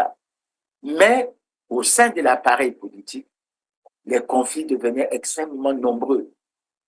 Alors, c'est vrai, on a parlé un moment de l'apparition du concept de socialisme bantou au lieu du socialisme scientifique, mais je ne vais pas rentrer dans tous ces détails. Je veux me limiter dans l'essentiel qui permet de comprendre un certain nombre de choses. Mais cette situation amènera le président Massamba Deba à démissionner en septembre 1968. Et je crois qu'au moment où il démissionne, vous avez sur les réseaux sociaux la lettre qu'il a adressée au lieutenant Ange Diawara, dans laquelle il appréciait fortement Marien Ngouabi. Et il espérait que dans le camp militaire, que le choix puisse se porter pour la direction du parti sur Marien Ngouabi. Et il estimait, conseiller à Ange, d'essayer de lui apporter son soutien pour ne pas le laisser entre les mains d'un certain nombre de personnes qu'il soupçonnait déjà ne pas avoir la même vision pour l'intérêt général de notre pays. Donc, voilà grosso modo brosser la situation, etc. Maintenant, l'autre élément important qu'on peut évoquer, que j'ai déjà évoqué, C'est l'élément de la correspondance qu'il a adressée début mars 1977 au président Marien Ngouabi pour qu'il démissionne. Et la raison qu'il a évoquée, après les témoignages que nous avons pu voir, la raison qu'il a évoquée, c'était que la gravité de la situation l'imposait. Mais ça veut dire quoi? Ça veut dire donc, par rapport à ce que nous avons dit tantôt quand on a évoqué le cas du président Marien Ngouabi, en français facile, ça veut dire que le pays se portait mal, très mal, et avait besoin qu'une certaine dynamique lui soit donnée. Peut-être que le point de vue de l'analyse du président Alphonse Massamba Deba souhaitait que le président Ngouabi puisse démissionner pour qu'on puisse avoir un nouveau dynamisme et qu'on puisse aller avancer. Maintenant, lorsqu'il se produit, je vous ai dit tantôt également, parlant de cette démission, qu'après que le président Ngouabi et le président Massamba Deba l'a adressé au président Ngouabi, le président Ngouabi avait reçu, et c'est dit aussi à travers plusieurs témoignages, avait reçu le président Alphonse Massamba Deba, qui était accompagné de sa femme. Ce qui prouve là encore une fois que le président Ngouabi était un homme de dialogue. Et il discutait pour l'intérêt du pays avec ceux qui avaient un certain nombre d'idées. Malheureusement, je crois que ça n'a pas toujours porté bonheur, etc. Maintenant, et c'est ça la partie préoccupante s'agissant du président Alphonse Massamba Deba, après l'assassinat du président Marien Ngouabi le 18 mars 1977, dans la journée même du 18 mars, d'après plusieurs témoignages, dont l'un est celui de Kondia Kala toujours, qui était membre du comité central, le président Alphonse Massamba Deba a été arrêté à son domicile. Il est parti. Et plusieurs témoignages disent qu'il a subi beaucoup de sévices. Et ça a été très dur. Et les Congolais ont appris. Le matin du 26 mars 1977, que le président Alphonse Massamba Deba avait été condamné à mort par la cour martiale et qu'il avait été exécuté. C'est pas ça le drame. Que ce soit pour lui, que ce soit pour le président Ngouabi, que ce soit même pour le cardinal Émile Biayenda. Tous ces aspects ont été évoqués à la conférence nationale et plusieurs témoignages ont été faits. Et en ce qui concerne le président Alphonse Massamba Deba, on peut dire qu'il a été réhabilité par la conférence nationale souveraine. Mais malheureusement, l'emplacement de sa sépulture n'a jamais été révélé. Et on considère aujourd'hui que le président Alphonse Massamba Deba n'a pas de sépulture digne de son nom, de son nom, de ce qu'il a été. Et je crois que c'est une préoccupation réelle. C'est une préoccupation réelle. Et à mon avis, les gouvernants, les hommes politiques, les acteurs politiques et les autres, on ne devrait pas observer le silence sur ce genre de situation. Il faut qu'on assume et il faut qu'on trouve des solutions. Il n'est pas normal que le corps du président Alphonse Massamba Deba n'ait jamais été remis à sa famille. Il n'est pas normal que les Congolais, qu'ils ne connaissent pas la sépulture du président Alphonse Massamba Deba. Et c'est véritablement triste. Et ça fait partie des leçons que nous devons tirer. Donc, nous avons là, à travers l'exemple de ces trois grandes personnalités, de l'intolérance, de la méchanceté, du manque d'amour. Et pour nous qui sommes chrétiens, lorsqu'on dit que tout pouvoir vient de Dieu, le pouvoir vient de Dieu pour l'intérêt général, pour l'amour du prochain, pour l'amour du pays, mais pas pour la méchanceté. Encore que, avant qu'on ne parle de la justice divine, il y a la justice humaine qui devrait s'opérer. Et cette justice devrait se faire conformément aux lois et règlements de la République. Donc, sur les trois personnalités, je crois que j'en termine avec ce que j'ai considéré comme la première catégorie, c'est-à-dire les situations relatives, l'échantillon des situations qui représentent la situation de mars 1970. Maintenant, venons à la deuxième catégorie. La deuxième catégorie, je ne serai peut-être pas très long. Elle ne concerne qu'une personnalité. Cette personnalité s'appelle Guy Brice Parfait Kolela, que tout le monde connaît. Fils du charismatique et très populaire homme politique congolais que tous les Congolais connaissent, c'est-à-dire fils de Bernard Bakana Kolela, qui a pris la relève de son père à la tête du MCDDI après que son père se soit retiré, qui pour certaines raisons, toujours d'ordre politique, s'est retiré du MCDDI pour créer le parti Idéa Chiluki, qui a fait partie du gouvernement du président Denis Sassou Nguesso, au moment où on lance le débat sur le changement de constitution. Et il a pris position, bien qu'étant membre du gouvernement.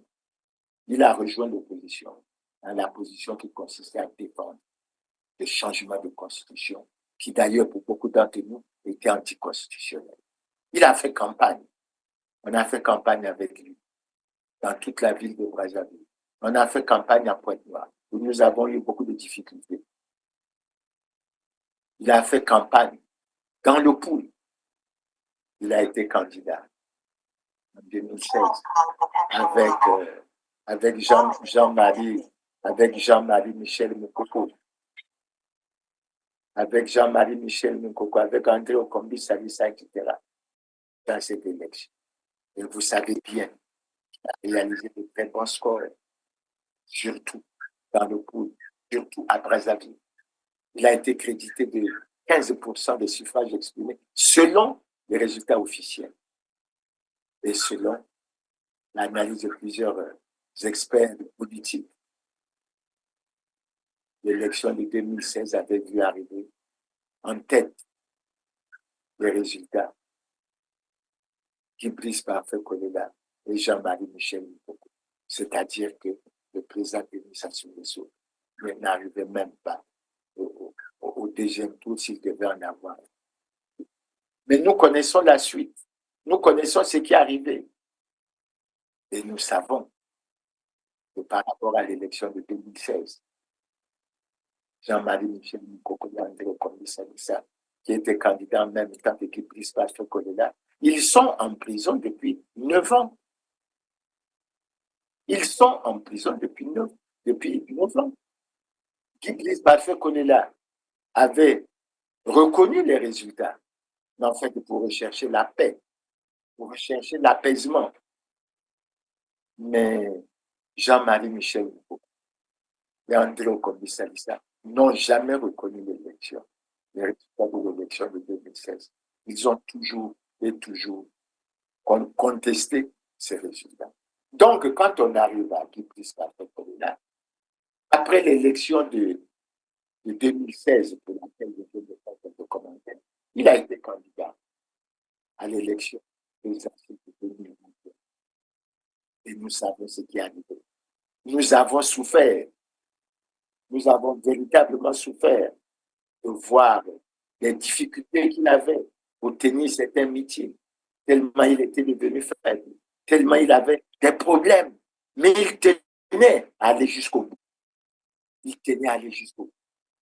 Et c'est là où, le cœur dans l'âme, je peux me permettre de lire ce que je considère comme le testament politique que Guy Brice Parfait Kolela a adressé, non pas aux militants de l'Idéa Chiluki, non pas aux originaires du Poul, mais qu'il a adressé aux Congolais, à tous les Congolais. Et il a dit ceci, sur son lit de mort, et les images existent, elles peuvent être très bien retrouvées. Il a déclaré ceci. Mes chers compatriotes, Je me bats contre la mort. Vous aussi, battez-vous. Je me bats contre la mort, mais je vous demande de vous lever. Levez-vous comme un seul homme et battez-vous pour le changement. Il en va de l'avenir de vos enfants.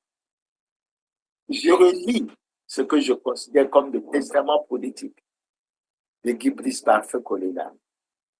Mes chers compatriotes, je me bats contre la mort. Vous aussi, battez-vous. Je me bats contre la mort, mais je vous demande de vous lever. Levez-vous comme un seul homme et battez-vous pour le changement. Il en va de l'avenir. Guy Parfait Kolela nous a recommandé d'aller au changement. Il s'est battu pour le changement. Au Congo-Brazzaville, l'opposant Guy Brice Parfait Kolelas, principal rival du président Denis Sassou Nguesso à la présidentielle de dimanche, est mort du Covid-19 lors de son évacuation sanitaire vers la France, quelques heures après la clôture du scrutin. Il est décédé dans l'avion médicalisé qui était venu le chercher à Brazzaville dimanche après-midi, a annoncé son directeur de campagne. À quelques heures du scrutin, il avait publié cette vidéo. Mes chers compatriotes, je suis en difficulté. Je me bats contre la mort, mais cependant, je vous demande de vous lever. Allez-y voter pour le changement. Je ne me serai pas battu pour rien. Battez-vous. Guy Brice Parfait Kolelas, 60 ans, avait été testé positif au Covid-19 vendredi après-midi et n'avait pu animer son dernier meeting de campagne à Brazzaville. Cet opposant historique est apparu cette année comme le seul vrai rival du président sortant Sassou Nguesso, 77 ans dont 36 passés au pouvoir. Les résultats provisoires du scrutin présidentiel de dimanche doivent être annoncés dans le courant de cette semaine. D'ici là, les autorités congolaises ont coupé Internet dans tout le pays. Il nous a conseillé, il nous a demandé, pour sa mémoire, de continuer le combat pour le changement. En d'autres termes, et en français plus facile, ça veut dire le pays va mal, très mal.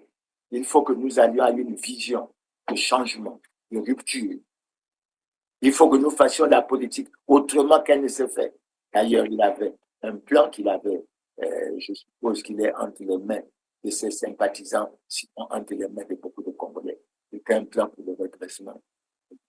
C'est pour ça que nous sommes aujourd'hui le 22 mars. Il y a 4 ans, le 21 mars 2021, nous avons perdu. Nous avons perdu un homme de valeur. Même si nous ne partagions pas toujours les mêmes points de vue, même si nous ne partagions pas la même vision politique en termes de projet de société, nous avons perdu. Et ça nous fait réfléchir, surtout, nous les opposants. Pourquoi? Mais parce qu'on constate qu'à un niveau donné, dans un pays comme le nôtre, quand vous êtes opposant, vous terminez votre carrière politique soit en prison, soit par la mort, soit en exil. Ce n'est pas sérieux. Il faut que nous nous battons. Maintenant, le dernier élément que je vais évoquer, j'ai appelé souvenir. Parce qu'il ne va pas dans le même sens que les autres. Pourquoi j'ai appelé souvenir? Mais parce que Jean-Marie Michel Moukoko, qui est en prison aujourd'hui depuis la 9e année, est né un certain 19 mars. Le 19 mars, il y a quelques jours, ça a été son anniversaire. C'est donc pour nous l'occasion d'essayer de rappeler un certain nombre de faits. Pour ce brillantissime militaire, pour cet homme politique, pour celui qui, en 2016, a pris sur lui la responsabilité de se joindre à toutes les forces qui luttaient contre le changement de constitution. Il a lutté, il s'est battu, il a fait campagne. Et moi, j'ai fait le tour du Congo avec lui. Tous les messages qu'il a fait passer, c'était pour l'amour de ce pays, pour le changement, pour la rupture. Il a posé un certain nombre de préalables. Mais figurez-vous que lorsqu'il rentre de Bangui, le 9 février 2016, il est caillassé à l'aéroport Et ceux qui sont venus l'attendre ont subi beaucoup de sévices. Pourquoi? Lorsqu'il annonce sa candidature le 16 février 2016, dans la soirée, on fait circuler une vidéo sur les réseaux sociaux. Par la suite, cette vidéo est récupérée par les médias d'État. Et c'est de là qu'est partie cette procédure pour essayer de les traduire en justice. Je crois, je ne fais pas de commentaires. Tous les Congolais ont suivi la procédure. Mais déjà au plan électoral, quand il a choisi d'être candidat, il s'est battu pour que des grandes réformes soient entreprises au plan de la gouvernance électorale, notamment en ce qui concerne la mise en place d'une commission électorale véritablement indépendante, en ce qui concerne la maîtrise du corps électoral. Il a fait passer des discours à travers tout le pays. Et moi qui ai fait campagne avec lui, j'ai retenu des moments forts de cette campagne. L'un des moments forts que j'ai vécu lors de cette campagne, c'est lorsque les sages du Kwilu abouti lui remettre des bâtons de commandement. Il a toujours gardé, j'espère. Mais lorsque nous rentrons à Pointe-Noire,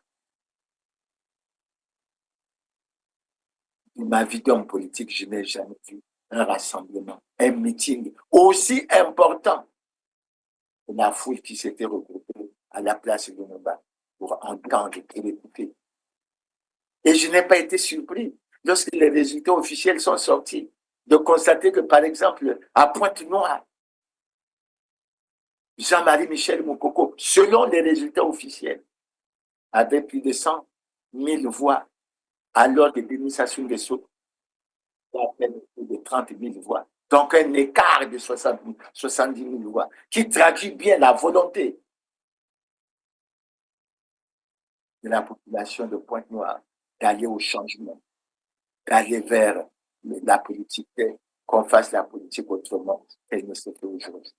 Mais figurez-vous que même là, au moment de démarrer cette campagne qui avait démarré le 4 mars 2016, il était convoqué à la direction générale de la surveillance du territoire, soi-disant pour enquête. Mais aujourd'hui, lorsqu'on parle d'un complot international qui vise l'assassinat du président de la République, peux-tu expliquer aux Congolais pourquoi on est silencieux? Parce que ça touche les membres des familles des dirigeants. Donc la loi au Congo, il y a la loi pour les Congolais et il y a la loi pour les familles ou les dirigeants des Congolais, les enfants des Congolais. Non. Tous les Congolais, selon l'article 15, sont égaux devant la loi. Et il n'y a aucune raison qu'on puisse faire ce genre de discrimination.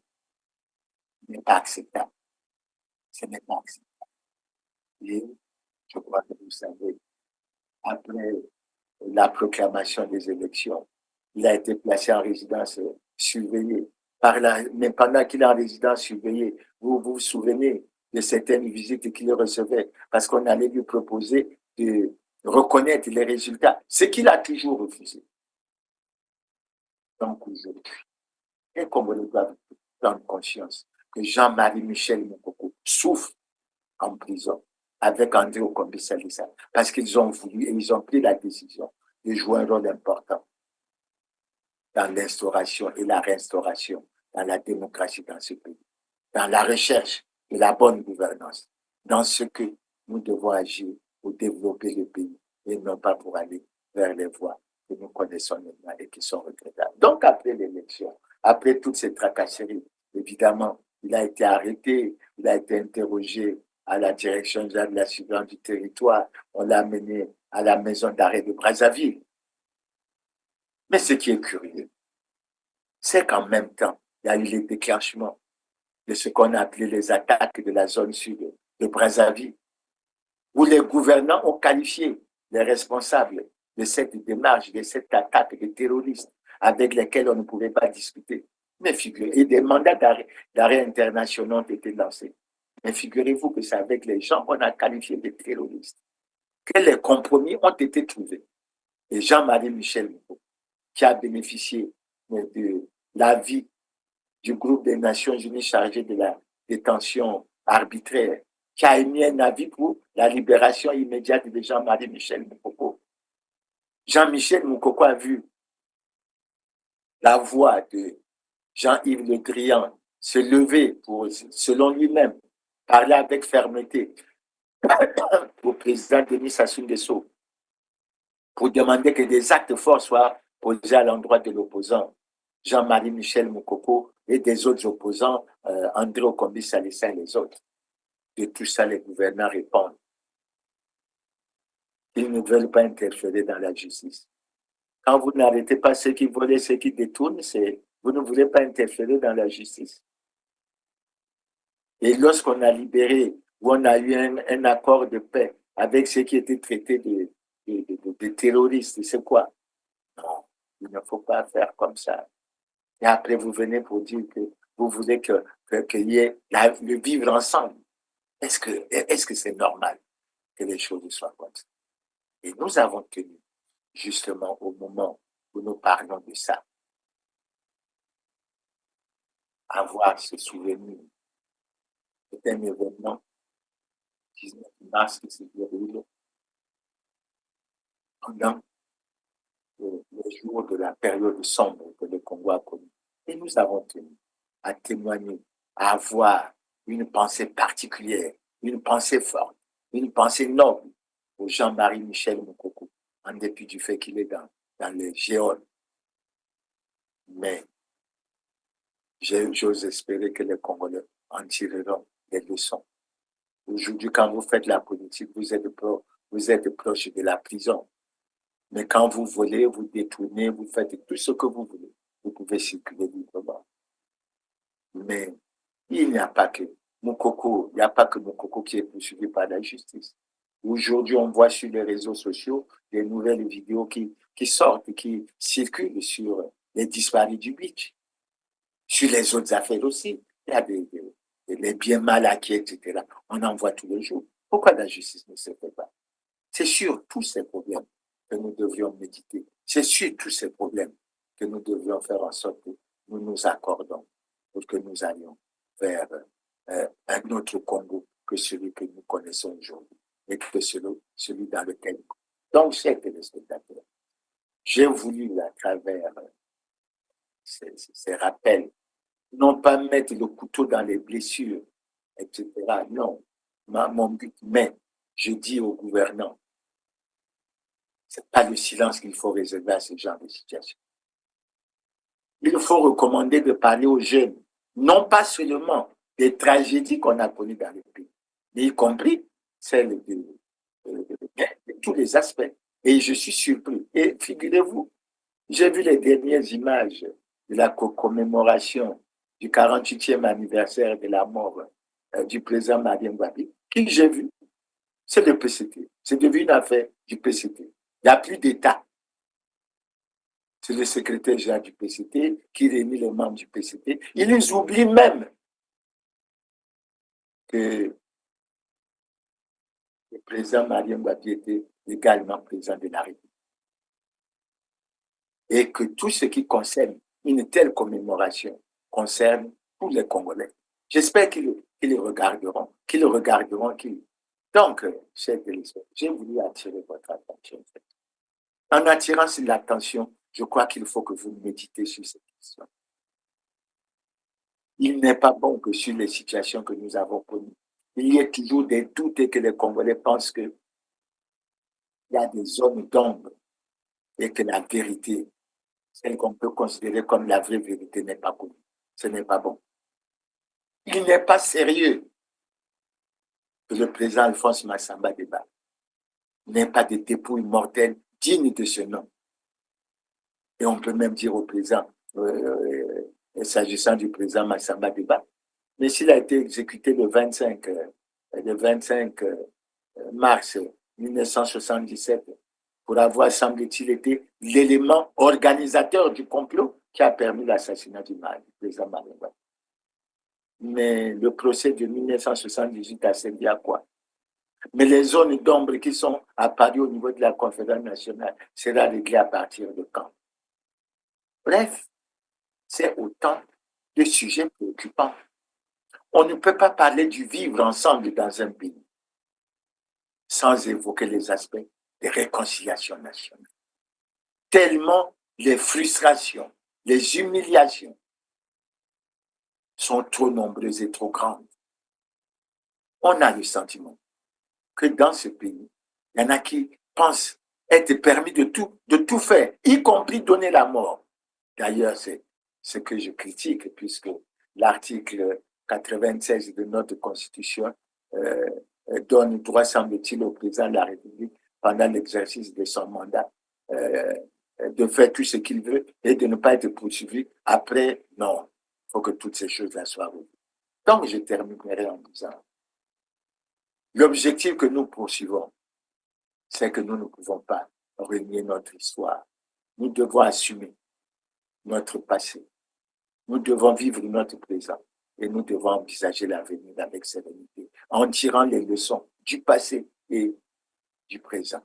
C'est pour ça que j'exhorte les hommes politiques, j'exhorte les gouvernants à prendre sérieusement en compte le problème de la réconciliation nationale. Les Congolais en ont grandement besoin.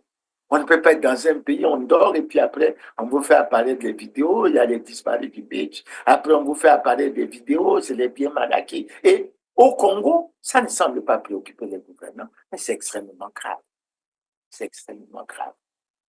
On ne peut pas dire du président Marien Ngouabi ce qu'on dit de lui au sein du PCT et ne pas penser à régler fondamentalement certains problèmes qui le concernent.